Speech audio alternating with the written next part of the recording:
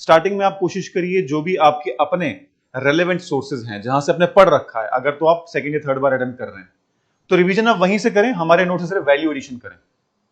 और एमसीक्यू की जो आपको मिलेगी पीडीएफ, वो आपके पास सेव रहनी चाहिए, हर आपने अटेम्प्ट करना है, और संडेज को आपकी रिवीजन होनी ही होनी चाहिए, संडेज को वेस्ट नहीं करना है। समझ गया बात को? These next 3 months are going to be very focused, very diligent और very planned। कहते हैं what cannot be measured cannot be improved।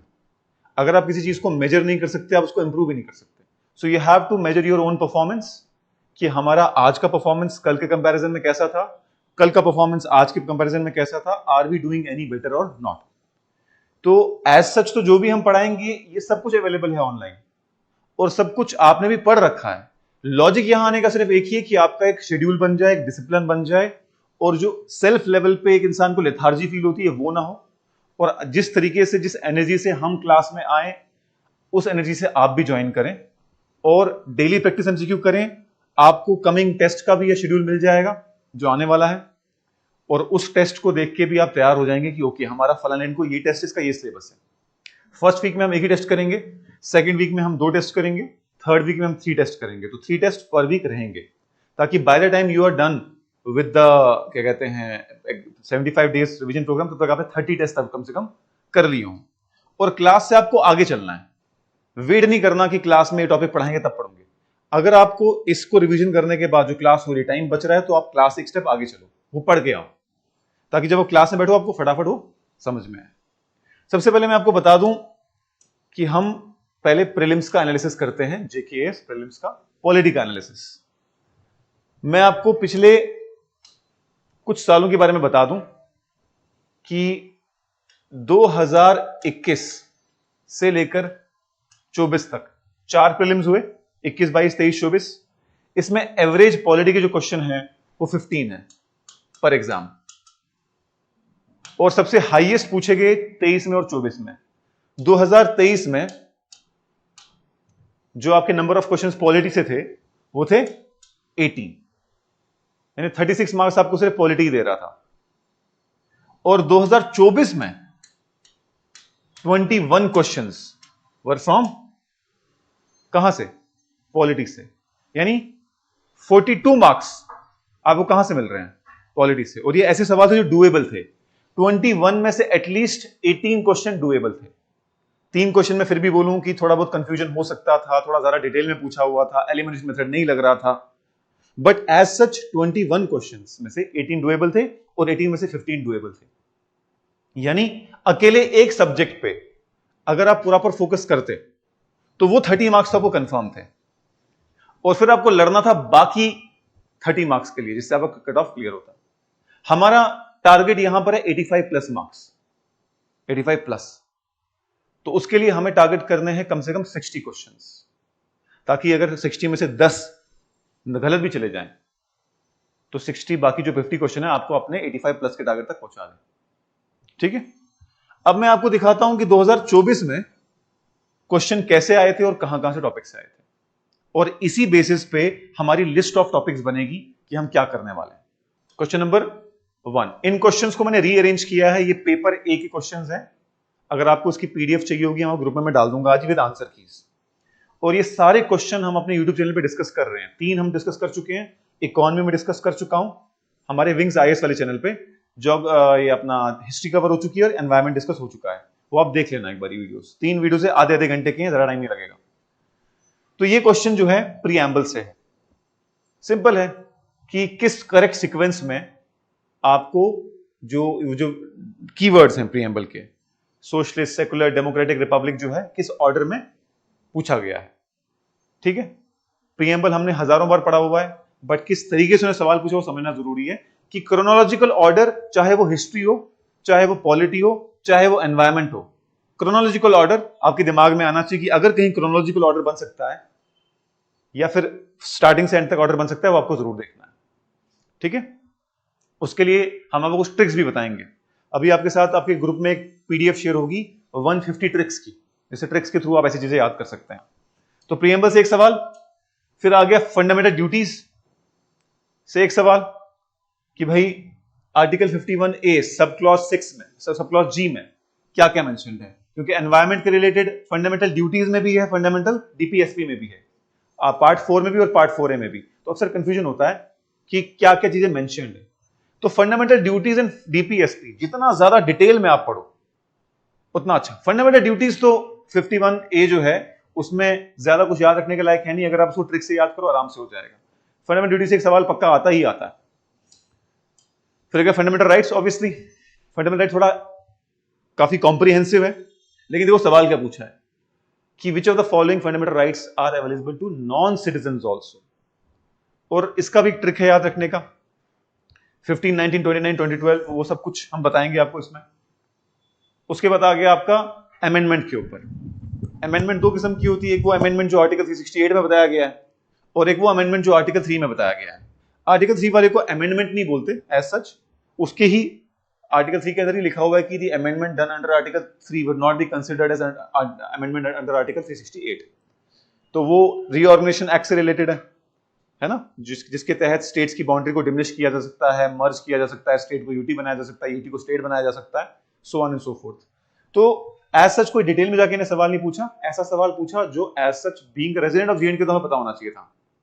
ठीक है, उसके बाद आ गया स्टेट लेजिस्लेटिव असेंबली और पार्लियामेंट की पावर। पार्ट 5 से आपका पार्लियामेंट शुरू हो जाता है। पार्लियामेंट से आप देखेंगे 3-4 सवाल पार्लियामेंट से ही थे, चाहे वो सेंश्योर मोशन पे थे, चाहे वो प्रिविलेजेस पे थे, चाहे वो comparison of parliament and legislative assembly पे थे। Again question start question unstarred question, ये सवाल बहुत कॉमन है, बड़ी बार पूछा जा चुका है, यूपीएससी में भी, केएस में भी। कोई ऐसे कोई सरप्राइज क्वेश्चन नहीं था ये, this was expected, this was supposed to be known by students. किसका रिटर्न आंसर होता है, किसका अनरिटर्न होता है, किसका ओरल होता है, ये सब पता होना चाहिए था ऑलरेडी। मनी बिल्स, ये बहुत न्यूज में रहा कि गवर्नमेंट राज्यसभा को बाईपास करने के लिए किसी भी बिल को मनी बिल बोल देती है, और मनी बिल को सर्टिफाई भी कौन करता है, ठीक है, स्पीकर, और प्रेसिडेंट की परमिशन से इंट्रोड्यूस किया जाता है। तो इस पे डिस्कशन बहुत चलती रहती है कि ये प्रेजेंट गवर्नमेंट जो है ये बहुत बाईपास करी सिस्टम को। सो ये एक रीजन था इस सवाल को पूछने का। फिर आ गया आपका interference of courts in electoral matters. ठीक है, उस पर सवाल था। ये थोड़ा मैं बोल सकता हूं कि शायद लोगों को नहीं पता होता, क्योंकि इतना रेगुलर इसको पढ़ता नहीं है। रिप्रेजेंटेशन ऑफ पीपल एक्ट हम पढ़ लेते हैं, इलेक्शन कमीशन ऑफ इंडिया हम पढ़ लेते हैं, बट स्पेसिफिक कोर्ट के इंटरफेरेंस के लिए आर्टिकल कौन सा है वो याद रहता है नहीं रहता है। तो ये एक सवाल अगर किसी को आता तो किस्मत की बात ही, नहीं आता तो भी ठीक था। हैविंग बाइकैमरल लेजिस्लेचर, इसकी भी हमारी पीडीएफ में ट्रिक है कि किस किस स्टेट की बाइकैमरल लेजिस्लेचर है, तो ये ट्रिक से याद होते हैं ये सवाल। कभी भी ऐसे नहीं होंगे कि आप रट्टा मारो और ये रह जाए याद, ट्रिक से ही होंगे। अच्छा जी, ये इकोनॉमी का सवाल मान सकते हो या पॉलिटी का सवाल मान सकते हो। पूछा है कि स्टेट की टैक्सेशन पावर कौन सी है और सेंटर की टैक्सेशन पावर कौन सी है। ट्रिक से सॉल्व हो सकता था, क्योंकि इनकम पर जो भी टैक्स लगता है वो सारा सेंटर का होता है, सिवाय एग्रीकल्चर इनकम के। चाहे वो इनकम कंपनी की हो, चाहे इंडिविजुअल की हो, चाहे एंटिटी की हो, सेंटर ही कलेक्ट करता है, एक्सेप्ट एग्रीकल्चरल इनकम वो स्टेट का होता है। तो ये एलिमिनेशन से भी हो सकता था सवाल, अगर आपको सब पता ना भी हो तो।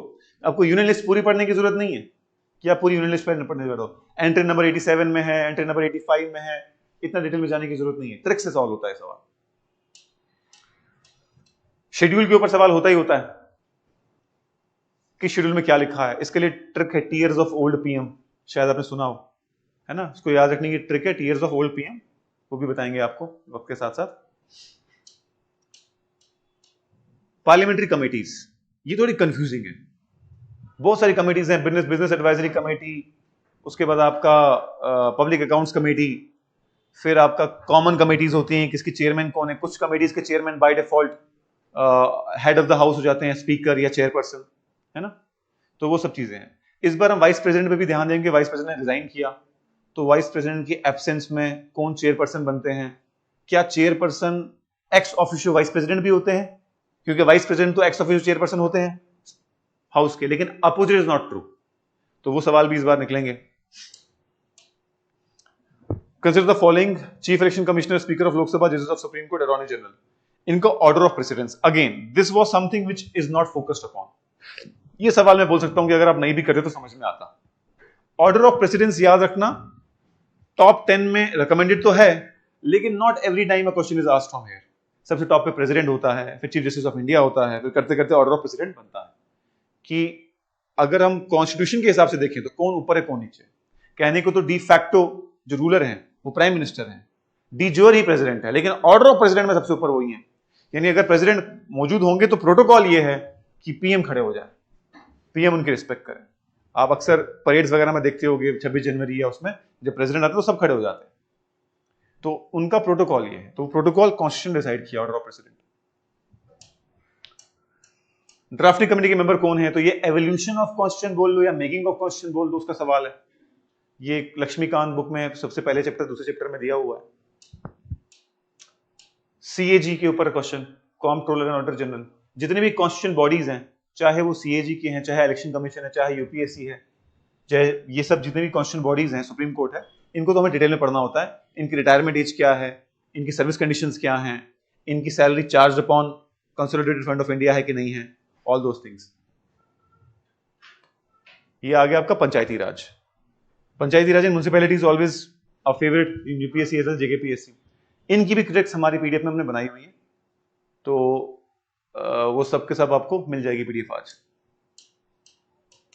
Consolidated fund of India, contingency fund of India, ये दो फंड्स जो हैं, और पब्लिक अकाउंट्स, ये तीनों फंड्स इंपॉर्टेंट होते हैं। किस फंड में कौन सा पैसा जाता है, टैक्सेशन की प्रोसीड्स कहां जाते हैं, जो आपकी पीएसयू है उसकी प्रोसीड्स कहां जाते हैं, कंटिजेंसी फंड ऑफ इंडिया में कितना पैसा है, अगर कंटिजेंसी फंड ऑफ इंडिया था तो पीएम केयर फंड बनाने की क्या जरूरत थी, ऑल दीज क्वेश्चंस।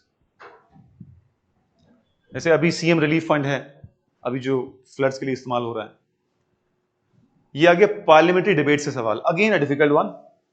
कुछ कुछ याद, कुछ कुछ बड़े फेमस हैं जो बी आर अम्बेडकर के फेमस हैं, बट कुछ कुछ ऐसे भी हैं स्टेटमेंट जो कॉन्स्टिट्यूशन असेंबली डिबेट्स, जब कॉन्स्टिट्यूशन असेंबली आपस में डिबेट कर रही थी कि किस आर्टिकल को रखना है किसको नहीं रखना, मेकिंग ऑफ कॉन्स्टिट्यूशन के दौरान, तो कुछ लोगों की फेवरेट फेमस कोट है। ये भी अगर आपको नहीं याद होता तो कोई इतना आश्चर्यचकित बात नहीं थी। तो यही तीन वो क्वेश्चन है जो मैं बोल रहा था कि 21 में से 18 तो डुएबल थे। ये तीन मैं बता रहा था कि इनमें तो फिर भी समझ में आता है कि अगर नहीं आया तो। सेंश्योर मोशन, ठीक है, no confidence motion, censure motion हर दूसरे दिन हम सुन रहे होते हैं, पार्लियामेंट में उठाते हैं वो लोग। तो वो एक अगेन बहुत इंपॉर्टेंट चीज है, ये याद होना जरूरी है, पता ही होना चाहिए, इसमें ना पता होने को तो ऑप्शन ही नहीं है। ये सवाल आप चाहे पॉलिटी का मान लो चाहे इकोनॉमी का मान लो, बात एक ही है। क्योंकि फाइनेंस कमीशन आर्टिकल 280 में हमने पढ़ा है, तो पहला ही गलत लिखा होना आर्टिकल 385 पे तो खत्म हो रहा है कॉन्स्टिट्यूशन 395 में। तो 15th फाइनेंस कमीशन पे सवाल क्यों आया, क्योंकि पहली फाइनेंस कमीशन थी, इसको 2 बार रिपोर्ट निकालनी पड़ी, 2020-21 की अलग कोविड की वजह से, और 21-26 अलग।